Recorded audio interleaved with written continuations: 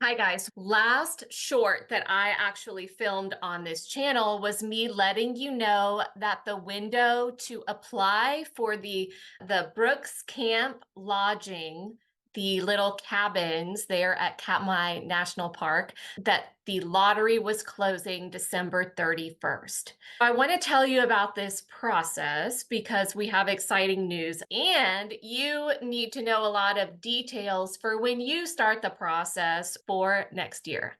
Let's do it.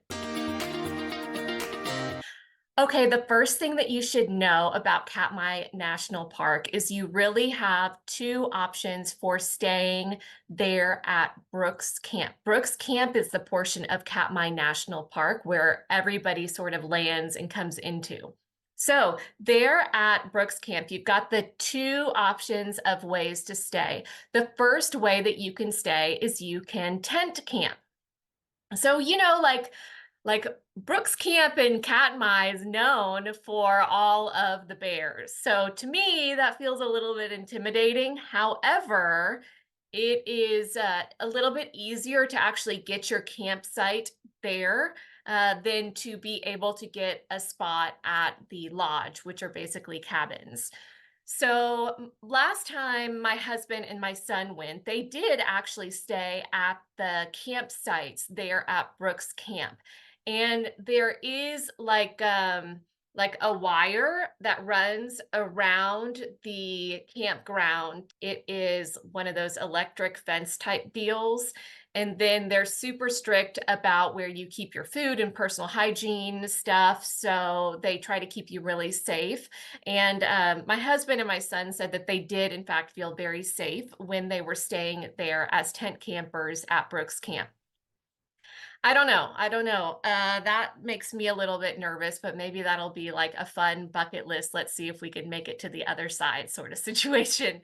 But what we want to focus on mostly today is this opportunity to stay at the cabins at Brooks Camp. And the cabins are actually run by a concessionaire, which I think is Bristol Adventures. It's a little bit hard to tell based on the different like logos and branding going on. So Bristol Adventures actually also operates the little flight planes. And that is something that we actually had scheduled for last summer. And then there were like weird passport situations, so that didn't work out. But it is operated, the whole Brooks Lodge is operated by a concessionaire. At this lodge, there are actually only 16 rooms, and they call them rooms, but they're really cabins. They're little 16 sort of one room type cabins. Each of the cabins has two sets of bunk beds. That means that it can accommodate four people at each cabin. Um, and they're single bunk beds, so you can't like double that up. And then there is a bathroom within each cabin. So you do have your sort of ensuite bathroom with up to four people per cabin. Now, what this means is if you are going as just a single person and you need an entire cabin to yourself, you're still going to be paying the same rate to reserve the entire cabin.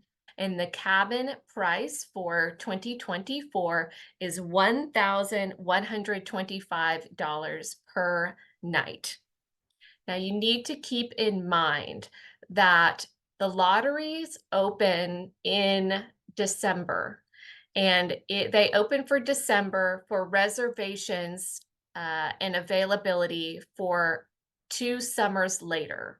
So it is 18 months before you intend to go that you need to be in this lottery.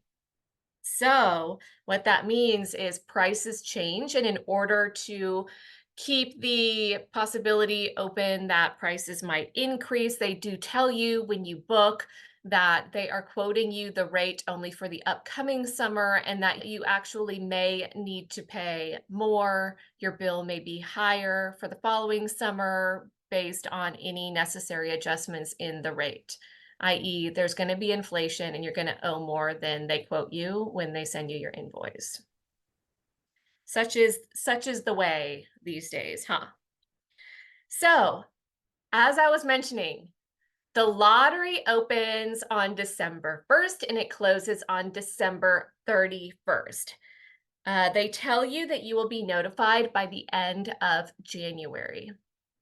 Our family, our party, everybody was notified on January 19th. It was a Friday, and we were sent emails. Now, we are traveling in a group of 4. And what we did, therefore, to maximize our potential for actually getting a spot, winning a spot in this lottery, was all 4 of us individually applied for the lottery. Okay, so this is a tip. This is a tip. Be sure that everybody that's traveling with you applies. The previous year, my husband just applied on behalf of all of us. And so it was really only 1 lottery entry. But if you have 4 people going, then that can actually mean that you have 4 lottery entries. So on January 19th, we were all notified via email. The first one to come across was my husband. I think he has some sort of like 6 cents for anything Alaska that comes across his email. So, of course, he was the first one to notice. And he was very upset because he did not win the lottery. And I will say that I was not the winner because I normally get the lowest spot. I am just not one of those people that gets, that has all the luck at the winning table. But as a group, one of us did win the lottery, and that means we are going to Katmai and we are going to stay at Brooks Lodge in 2025 in July. So, a couple of things.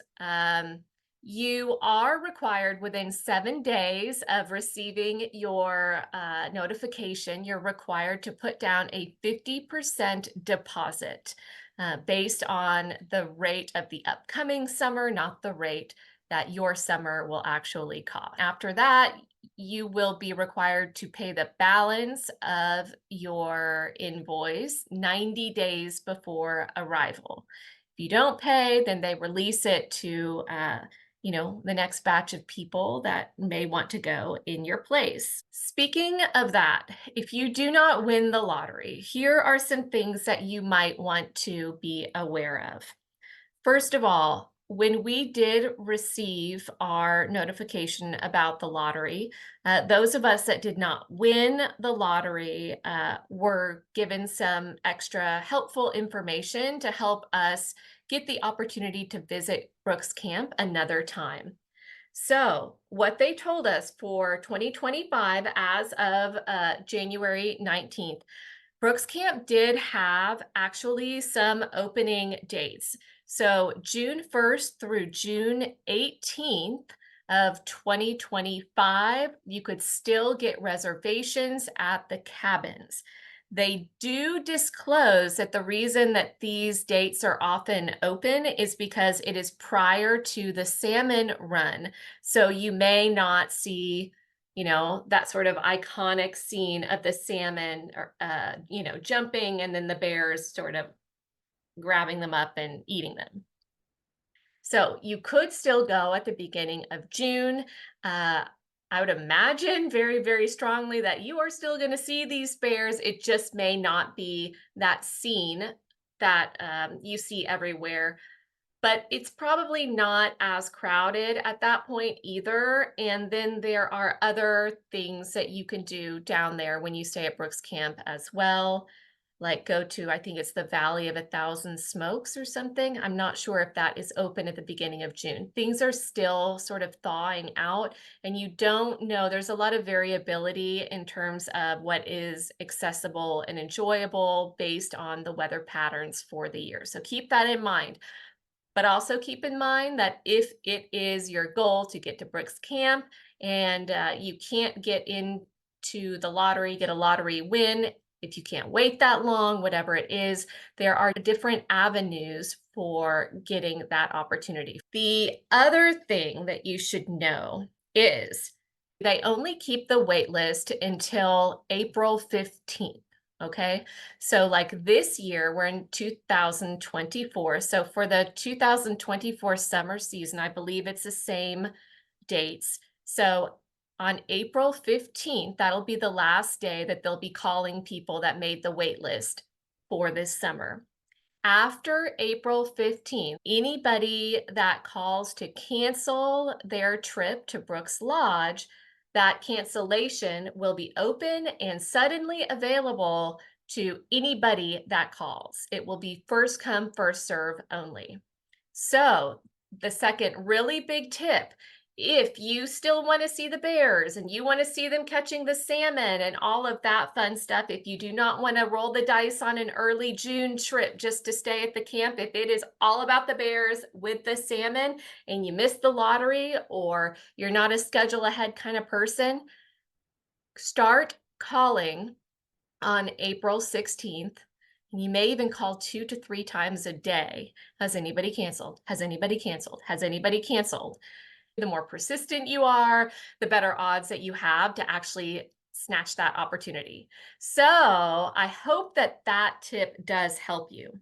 Now, once you have figured out how you're going to get to Brooks Camp and stay in the cabin, there's something else that you need to know, and that is how in the world are you going to eat down there? If you are camping, a lot of people that camp will actually bring their own food, like backpacking food or something. However, that is not our plan. We are going to go ahead and pay for the buffet service for each meal.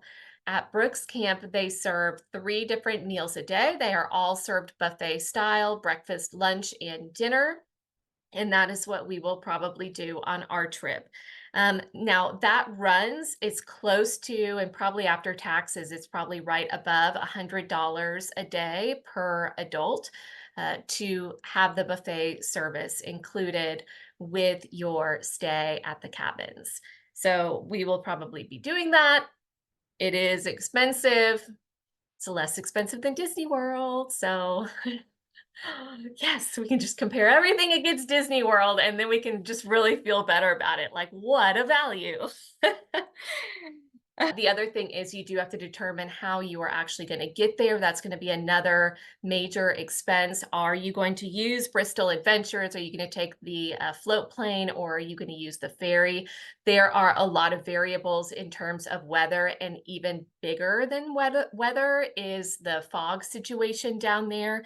So you will want to really be careful about your choices in terms of how you're going to navigate yourself to Brooks Camp. I just really wanted to share with you the process um, of joining the lottery, of losing the lottery, of winning the lottery, and then when the lottery becomes a free for all.